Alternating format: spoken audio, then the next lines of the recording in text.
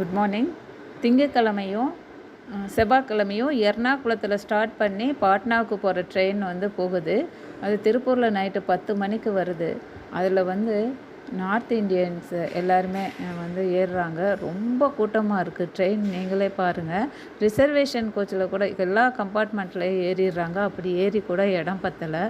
அவ்வளவு கூட்டமாக ஏறவே முடியாமல் ஒரு டேஞ்சரஸான பொசிஷனில் தான் ஏறுறாங்க. திருப்பூருக்கு பல்வேறு ஸ்டேட்டில் இருந்து இங்கே வேலைக்கு வந்திருக்காங்க இல்லையா, அவங்க நேட்டிவ்க்கு போகிறதுக்காக அன்ரிசர்வ்டு தான் டிக்கெட்டெல்லாம் எடுத்துடுறாங்க. ஆனால் ட்ரெயினில் ஏறும்போது எல்லா S1 S2 அந்த மாதிரி ஸ்லீப்பர்லேயும் ஏறுறாங்க, அன்ரிசர்வ்டில் ஏறுறாங்க. அப்படி ஏறினா கூட இடம் பத்தலை.